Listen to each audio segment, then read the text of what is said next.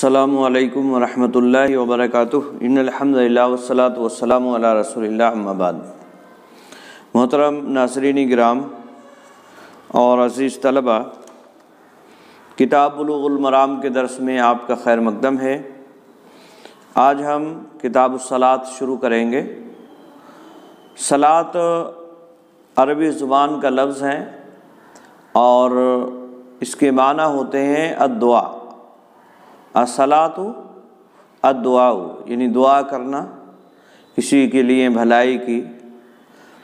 اور یا برائی کی۔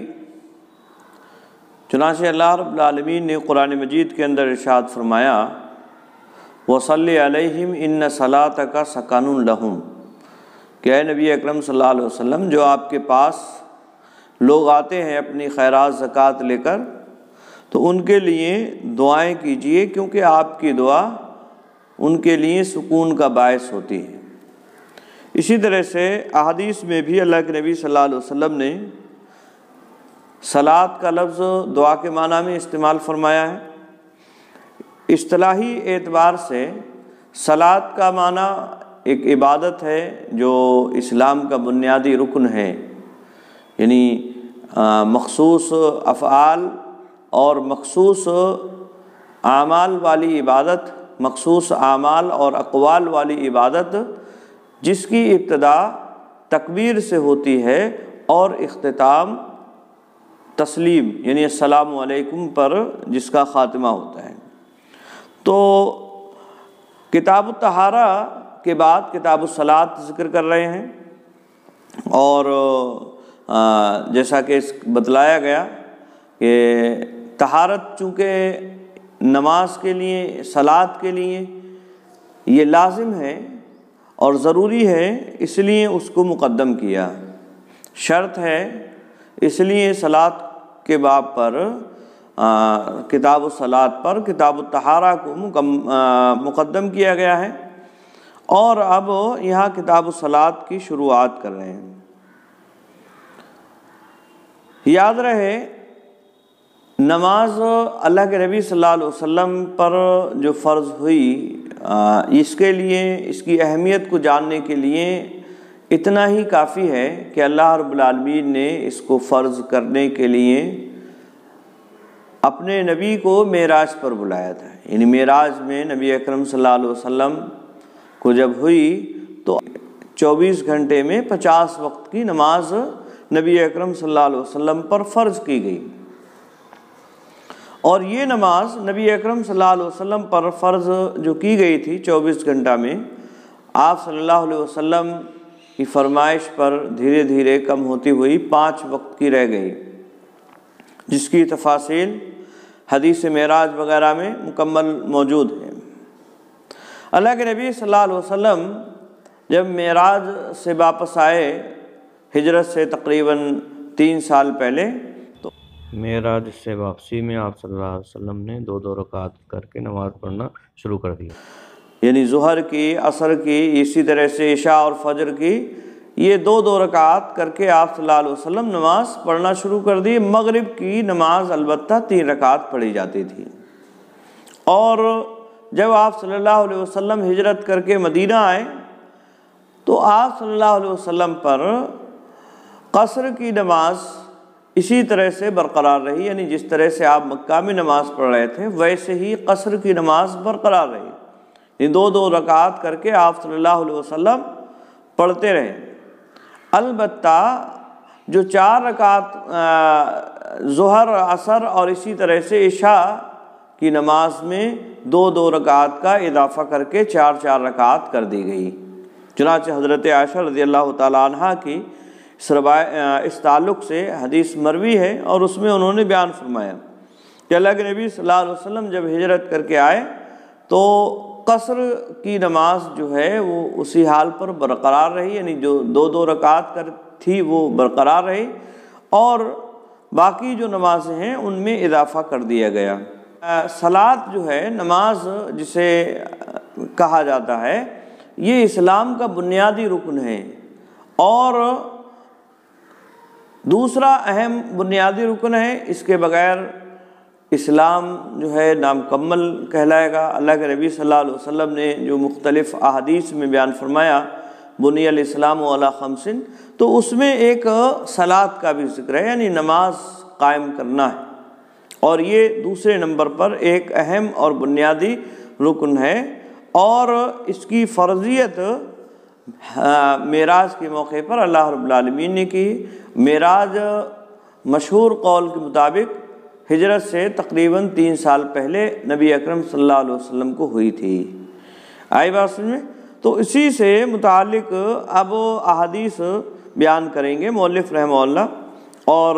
کتاب الصلاۃ میں سب سے پہلا جو باب انہوں نے قائم کیا ہے باب المواقیت۔ مواقیت یہ میقات کی جمع ہے، اور میقات ہے یہ اسم ظرف ہے، اور وقت سے یہ ہے هو القدر المحدد للفعل من الزمان او المکان، یعنی کسی کام کو کرنے کے لیے جو متعین وقت ہوتا ہے یا اسی طرح سے متعین جگہ ہوتی ہے، اس کو میقات کہا جاتا ہے۔ آئی بات سمجھ میں؟ اور یہاں مراد نماز کے لیے جو متعین اوقات ہیں اللہ رب العالمین کی جانب سے وہ ہیں،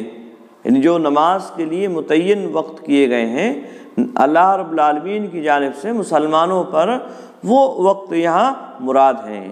جیسا کہ اللہ رب العالمین نے قرآن مجید کے اندر ارشاد فرمایا ان الصلاۃ کانت علی المؤمنین کتابا موقوتا، کہ نماز جو ہے مومنوں پر ایک متعینہ وقت میں فرض کی گئی ہے۔ آئی بات میں؟ تو یہاں وہی اوقات مراد ہیں، وہ وقت نماز کے لیے جو متعین کیے ہیں اللہ رب العالمین نے، وہ کون کون سے وقت ہیں اور کس وقت سے لے کر کس وقت تک نماز ادا کی جائے گی، یہ پوری تفصیل اس باب کے اندر مؤلف رحمہ اللہ بیان فرمائیں گے۔ اس تعلق سے جو احادیث بیان کی گئی ہیں اس کو یہاں ذکر کریں گے۔ چنانچہ پہلی حدیث حضرت عبداللہ ابن عمر رضی اللہ تعالیٰ عنہما سے بیان فرماتے ہیں،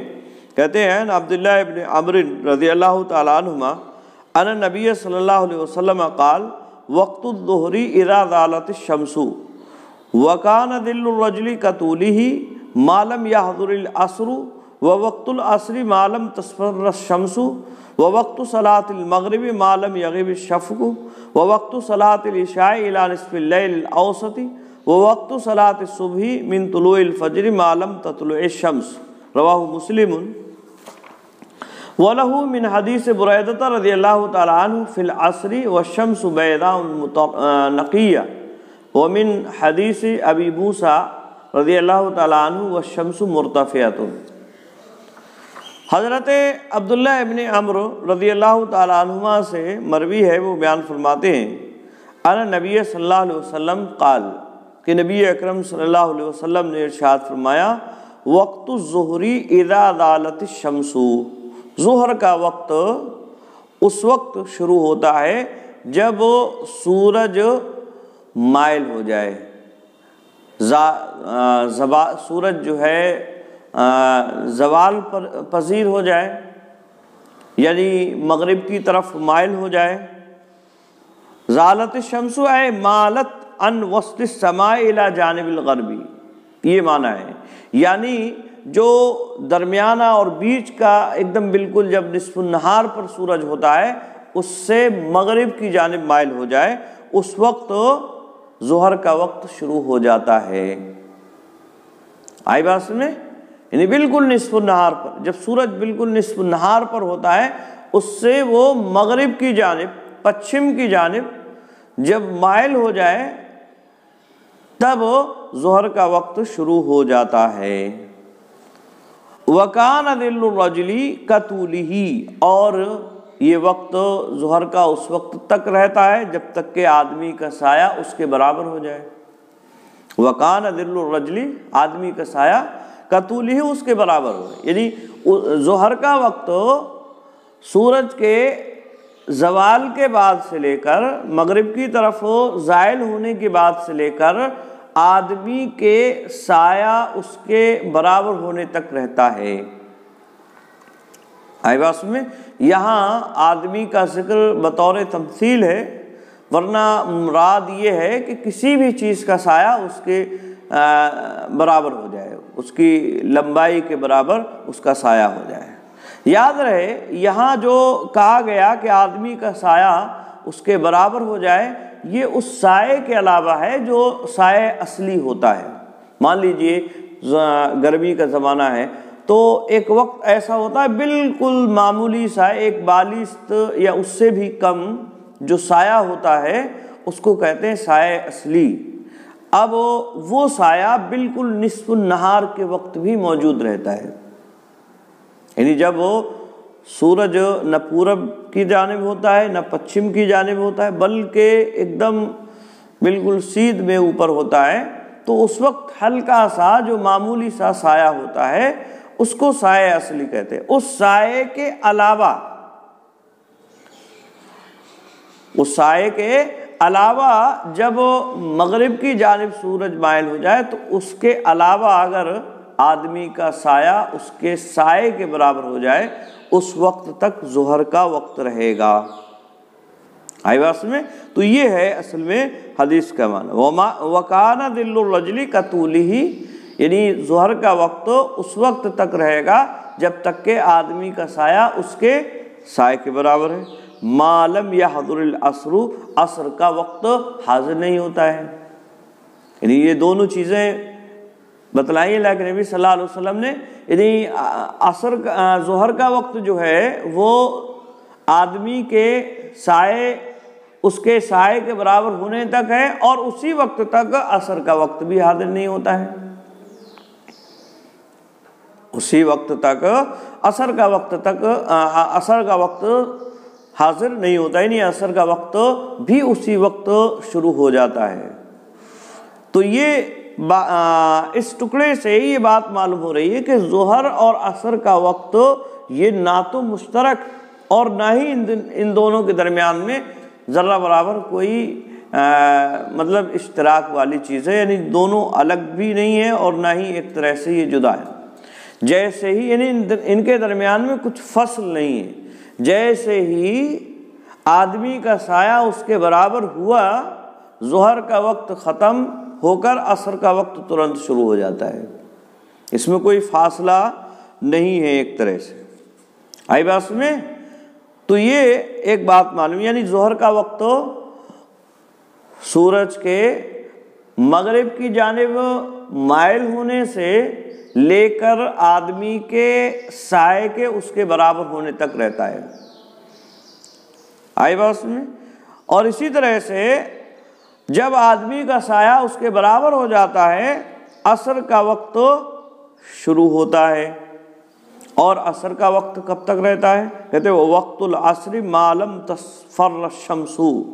عصر کا وقت اس وقت تک ہے جب تک کہ سورج زرد نہ ہو، جب تک سورج میں زردی نہ آئے، یعنی وہ پیلا زردی مائل نہ ہو جائے، اس کے اندر چمک باقی رہے، برقرار رہے۔ جب زردی آ جاتی ہے تو سورج پر نگاہیں ٹھہرنے لگتی ہیں، یعنی عصر کا وقت اس وقت تک ہے جب تک کہ سورج کے اندر زردی نہ ہو، یعنی اس کے اندر چمک برقرار رہے۔ آئی بات میں؟ تو یہ ظہر اور عصر کا وقت ہوا۔ اس کے بعد کہتے ہیں وقت صلاۃ المغربی، اور مغرب کا وقت ہے ما لم یغب الشفق، اس وقت تک جب کہ شفق غائب نہ ہو، یعنی غروب شمس سے لے کر شفق کے غائب ہونے تک مغرب کا وقت رہتا ہے۔ شفق کسے کہتے ہیں؟ شفق کے بارے میں علماء نے اختلاف کیا ہے، لیکن اس سلسلے میں جو راجح اور درست قول ہے وہ یہ کہ شفق اس سرخی کو کہتے ہیں جو سورج کے غروب ہونے کے بعد افق میں ظاہر ہوتی ہے، یعنی مغربی افق میں جو سرخی ظاہر ہوتی ہے سورج کے غروب ہونے کے بعد، اس سرخی کا نام شفق ہے۔ اور ایک قول اس سلسلے میں یہ بھی ہے کہ شفق اس سفیدی کو کہتے ہیں جو سرخی کے غائب ہونے کے بعد ظاہر ہوتی ہے تھوڑی دیر کے لیے، لیکن اس سلسلے میں صحیح بات یہی ہے کہ شفق اس سرخی کو کہتے ہیں جو مغرب کی جانب ظاہر ہوتی ہے سورج کے غروب ہونے کے بعد، اور یہ تقریباً 1 سوا یا 1.5 گھنٹے تک کا وقت ہوتا ہے۔ غروب شمس کے بعد سے تقریباً 1 یا سوا گھنٹے یا 1.5 گھنٹے تک کا وقت رہتا ہے، تو اس وقت تک مغرب کا وقت رہتا ہے، یعنی شفق کے غائب ہونے تک مغرب کا وقت رہے گا، اس وقت تک نماز مغرب ادا کی جا سکتی ہے۔ آگے فرمایا وقت صلاۃ العشاء الی نصف اللیل الاوسطی، اور عشاء کی نماز کا وقت رات کے درمیانے نصف تک ہے۔ یاد رہے الی نصف اللیل الاوسط، اوسط جو ہے یہ نصف کی صفت ہے، یعنی درمیانی نصف کہتے ہیں آدھے کو، اوسط مطلب درمیانہ، تو رات کا جو درمیانی آدھا ہوتا ہے اس وقت تک عشاء کی نماز کا وقت ہے، اور جیسے ہی درمیانہ نصف ہوا، آدھی رات ہوئی، عشاء کی نماز کا وقت ختم ہو گیا، یعنی رات کا جو نصف اول حصہ ہے اس نصف اول تک عشاء کی نماز کا وقت ہے۔ تو یہ جو ہے عشاء کا وقت اللہ کے نبی صلی اللہ علیہ وسلم نے بیان فرمایا، وَوَقْتُ صَلَاةِ الصُّبْحِ مِن طُلُوعِ الْفَجْرِ مَا لَمْ تَطْلُعِ الشَّمْسُ، اور صبح کی نماز کا وقت طلوع فجر سے لے کر سورج کے طلوع نہ ہونے تک ہے، یعنی سورج جب تک طلوع نہیں ہو رہا ہے اس وقت تک فجر کی نماز کا وقت ہوگا، طلوع فجر۔ اور طلوع فجر سے مراد کیا ہے؟ جو سورج کے نکلنے سے کافی دیر پہلے ایک چمک پورب میں اور مشرق کی جانب ظاہر ہوتی ہے، جو بعد میں پھیلتی چلی جاتی ہے، روشنی ہوتی چلی جاتی ہے، تو اسی کو کہتے ہیں فجر۔ تو یہ پانچوں نمازوں کے اوقات نبی اکرم صلی اللہ علیہ وسلم نے اس حدیث میں بیان فرمایا، رواہ مسلم، اس کو امام مسلم نے روایت کیا ہے۔ اس حدیث سے یہ بات معلوم ہو رہی ہے کہ ظہر کی نماز کا وقت سورج کے زوال پذیر ہونے کے بعد سے لے کر ہر چیز کے سایہ ایک مثل ہونے تک ہے۔ ائمہ ثلاثہ جس میں امام مالک ہیں، امام شافعی، احمد بن حنبل، اور اسی طرح سے امام محمد احناف میں سے اور ظفر، ان لوگوں کا موقف اس سلسلے میں یہی ہے، یعنی سائے مثل تک ظہر کا وقت رہتا ہے، اور سائے مثل کے ختم ہونے کے بعد ظہر کا وقت ختم ہو جاتا ہے۔ ایک قول کے مطابق امام حنیفہ رحمہ اللہ کا موقف بھی اس سلسلے میں یہی ہے، البتہ احناف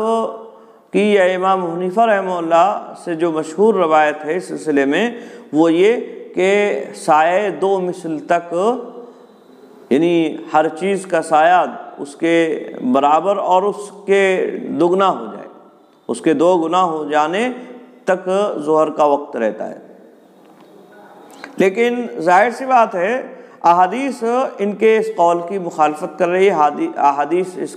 ان کے قول کی مخالف ہے، لہذا اس سلسلے میں صحیح بات یہی ہے کہ ظہر کا وقت سائے مثل تک ہے، اور سائے مثل ہونے کے بعد ہی سے عصر کا وقت شروع ہو جاتا ہے۔ ظہر کا آخری وقت کے تعلق سے جو اختلاف ہے، ظاہر سی بات ہے عصر کے اول وقت کے تعلق سے ہی عصر کا جو اول وقت ہوگا یہ اختلاف اس میں بھی اثر انداز ہوگا، چنانچہ ظہر کا وقت ختم ہونے کے بعد عصر کا وقت شروع ہو جاتا ہے، تو سائے مثل ہو جانے کے بعد ائمہ ثلاثہ کے نزدیک عصر کا وقت شروع ہو جائے گا، جبکہ امام حنیفہ اور احناف کے یہاں یہ وقت سایہ 2 گنا ہونے کے بعد شروع ہوتا ہے۔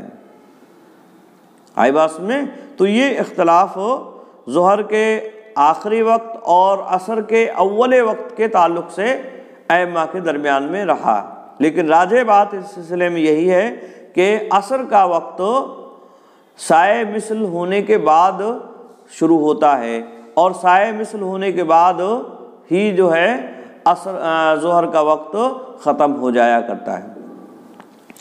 اسی طرح سے عصر کا جو آخری وقت ہے اس کے تعلق سے بھی ائمہ کے درمیان میں، علماء کے درمیان میں اختلاف ہے۔ یہ حدیث یہ بتلا رہی ہے کہ عصر کا وقت، آخری جو وقت ہے وہ اس وقت تک ہے جب تک کہ سورج میں زردی نہ آئے، جب تک کہ سورج میں زردی نہ آئے اس وقت تک یہ وقت ہوگا۔ اور اسی کی وضاحت مؤلف رحمہ اللہ نے حضرت بریدہ رضی اللہ تعالیٰ عنہ کی حدیث کے ذریعے سے بیان فرمائی۔ چنانچہ عصر کے تعلق سے حضرت بریدہ رضی اللہ تعالیٰ عنہ کی حدیث میں ہے وَالشَّمْسُ وَيْضَاءُ نَقِيَّةٌ، کہ سورج اس وقت بالکل صاف اور چمکدار ہوتا تھا، یعنی سورج جو ہے عصر کے وقت کی جو وضاحت بیان فرمائی کہ وَالشَّمْسُ بَيْضَاءُ نَقِيَّةٌ، کہ سورج سفید اور ایک دم صاف ہو، یعنی اس میں زردی نہ آئی ہو، اس میں زردی نہ آئی ہو کسی طرح کی، اس وقت تک عصر کا وقت ہے۔ وَمِنْ حدیث ابی موسیٰ، اور حضرت ابو موسیٰ رضی اللہ تعالیٰ عنہ کے حدیث کے اندر ہے وَالشَّمْسُ مُرْتَفَعَةٌ، کہ اور سورج جو ہے وہ بلند ہو، سورج بلند ہو، یعنی اس وقت تک عصر کا وقت ہے جب تک کہ سورج بلند ہو، یعنی اس کے اندر چمک ہو۔ ظاہر سی بات ہے جب بلند ہوگا تبھی اس کے اندر چمک ہوگی، اور جب بلند نہیں ہوگا تو اس کے اندر چمک نہیں ہوگی۔ آئی بات سمجھے؟ تو عصر کے وقت کے تعلق سے یہ بات یاد رہے، لیکن یاد رہے عصر کا آخری وقت کیا ہے اس کے تعلق سے ایک تو یہ روایت کہ عصر کا وقت اس وقت تک ہے جب تک کہ سورج بلند ہو اور اس کے اندر زردی نہ آئی ہو، یعنی اس کے اندر چمک باقی ہو، تو یہ وقت مختار اور پسندیدہ وقت ہے۔ اور ضرورت کے وقت، یعنی کوئی اگر شرعی ضرورت پیش آ جا رہی ہے، وہ نماز نہیں پڑھ سکا ہے، تو ایسی صورت میں عصر کی نماز کا جو ضرورت کے وقت کا وقت ہے وہ غروب شمس تک ہے، یعنی غروب شمس تک نماز ادا کی جا سکتی ہے۔ مان لیجئے کوئی آدمی سفر میں ہے، اب وہ سفر میں ایسے ہی وقت آ کے پہنچتا ہے جب سورج میں زردی پڑ گئی ہے، پہنچ چکی ہے، تو ایسی صورت میں وہ نماز ادا کر لے گا اور اس کی یہ نماز ادا مانی جائے گی۔ آئی بات میں؟ یہ اسی طرح سے کوئی حائضہ عورت ہے، وہ حیض سے اسی وقت میں پاک ہوتی ہے اور غسل سے وہ فارغ ہو پاتی ہے اسی وقت میں، تو اب ایسی صورت میں وہ نماز اسی وقت میں ادا کر لے گی، اگرچہ سورج میں زردی ہے، اگرچہ سورج بلند نہیں ہے، اور مغرب کے وقت سے پہلے اگر وہ ادا کر لیتی ہے تو وہ نماز اس کی ادا مانی جائے گی۔ تو یہ عند الضرورہ، یعنی ضرورت کے وقت عصر کا وقت جو ہے یہ غروب شمس تک رہتا ہے۔ اسی طرح سے مغرب کا جو وقت ہے اس کے تعلق سے بھی اختلاف ہے ائمہ کے درمیان میں، کیونکہ جو شفق ہے اصل میں اس کے بارے میں اختلاف ہے، اور جب شفق کے بارے میں اختلاف ہے تو ایسی صورت میں اس کا آخری وقت کیا ہوگا اس کے تعلق سے بھی اختلاف بہرحال باقی ہے۔ امام ابو حنیفہ کے یہاں یہ وقت جو ہے اس سفیدی تک رہے گا جو سرخی کے بعد ظاہر ہوتی ہے، جبکہ ائمہ ثلاثہ یا اسی طرح سے جمہور اہل علم کے یہاں یہ سرخی کے غائب ہونے تک ہے، کیونکہ شفق اسی سرخی کو کہتے ہیں، جیسا کہ مؤلف رحمہ اللہ نے ایک حدیث بھی بیان فرمائی ہے اس باب میں جس کا ذکر آگے آتا ہے۔ رہی بات عشاء کے وقت کی، تو عشاء کا وقت یہ آدھی رات تک ہے، نصف اول تک یہ وقت ہے۔ اس حدیث سے اس بات کی وضاحت معلوم ہو رہی ہے، یہ حدیث اس بات پر دلالت کر رہی ہے کہ عشاء کا وقت یہ نصف اول تک ہے۔ اور یہ نصف اول کیسے جانا جائے گا؟ مغرب کا جو وقت ہوتا ہے اس کو نکال کر اور طلوع فجر کا وقت نکال کر رات کو ہم تقسیم کر لیں گے گھنٹوں کے حساب سے، تو اسی سے نصف یا ثلث یا ثلثان وغیرہ کو ناپا جا سکتا ہے۔ یعنی مغرب کے وقت جو ہے شفق کے غائب ہونے کے بعد سے وقت ہم نکالیں گے، اور یہ وقت جو ہے کب تک کا نکالیں گے؟ طلوع فجر تک۔ طلوع فجر سے چونکہ فجر کا وقت شروع ہو جاتا ہے، تو طلوع فجر اور یہ شفق کے غائب ہونے کے بعد سے لے کر کا جو وقت ہے اس کو نصف یا ثلث وغیرہ میں تقسیم کریں گے، اور اسی حساب سے ہم نصف رات یا اسی طرح سے جو بھی ہے وہ نکال لیں گے۔ آئی بات میں؟ تو نصف اول یعنی مغرب کا جو وقت ہے اس کے غائب ہونے سے اور طلوع فجر کے درمیان میں جو گھنٹے بچتے ہیں انہی کے آدھا وقت تک یعنی نصف وقت تک جو ہے عشاء کا وقت رہتا ہے۔ یہ حدیث اسی بات کی دلیل ہے، یعنی نصف اول تک عشاء کا وقت رہے گا، اور اس کے بعد سے اگر نکل جاتا ہے وقت تو ایسی صورت میں وہ وقت جو ہے آدھا نہیں مانا جائے گا۔ یہ حدیث اس بات کی دلیل ہے۔ جبکہ اس کے تعلق سے ایک روایت اس بات کی بھی وضاحت کرتی ہے جس میں آپ صلی اللہ علیہ وسلم نے نصف ثلث لیل تک کی بات وضاحت فرمائی، یعنی عشاء کی نماز جو ہے ثلث لیل تک آپ صلی اللہ علیہ وسلم نے پڑھی، تہائی رات تک۔ تو تہائی رات تک بھی ایک قول اس کے تعلق سے ہے۔ بعض علماء کہتے ہیں کہ عشاء کی نماز کا وقت جو ہے وہ تہائی رات تک ہے، اور اسی طرح سے ایک حدیث کے موافق مطابق یہ بھی بات ہے کہ ہر نماز کا وقت اس کے آخری وقت دوسری نماز کے شروع ہونے تک ہے سوائے فجر کے۔ تو ایک قول یہ بھی ہے اس تعلق سے کہ فجر کا عشاء کا وقت جو ہے فجر کے وقت تک ہے۔ تو یہ تین اقوال عشاء کے آخری وقت کے تعلق سے علماء کے درمیان میں ہیں، لیکن وقت مختار وہ نصف لیل تک ہے جو اس حدیث سے معلوم ہو رہا ہے۔ ضرورت کے وقت فجر تک بھی اگر اسی طرح کی کوئی مجبوری وغیرہ پیش آ گئی ہے تو ادا کیا جا سکتا ہے، یعنی فجر کے وقت تک کی بھی عشاء کی نماز کو ادا کیا جا سکتا ہے، وہ ضرورت کے وقت یہ بات ہوگی۔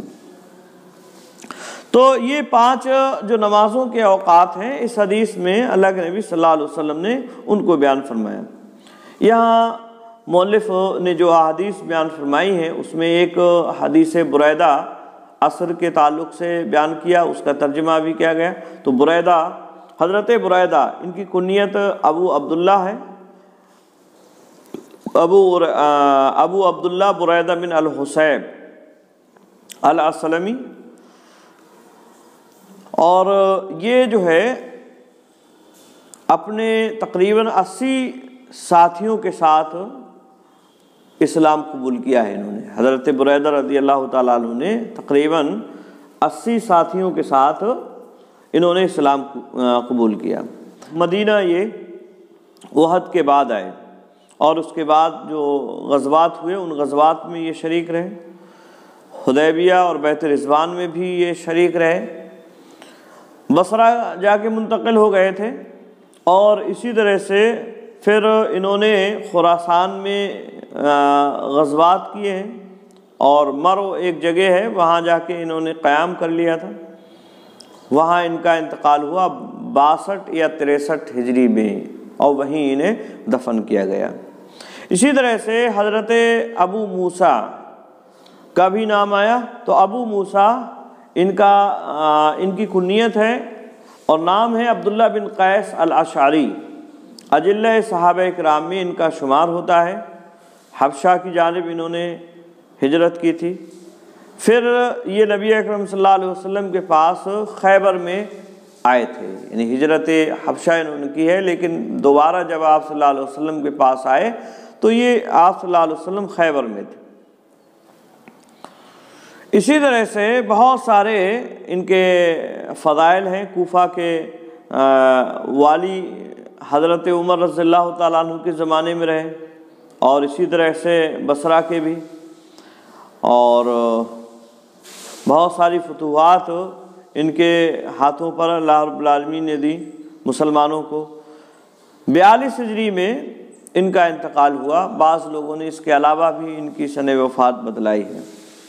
تو حضرت ابو موسیٰ الاشعری رضی اللہ تعالیٰ عنہ یہ جو ہے بڑے فضائل ہیں ان کے۔ تو یہ چند باتیں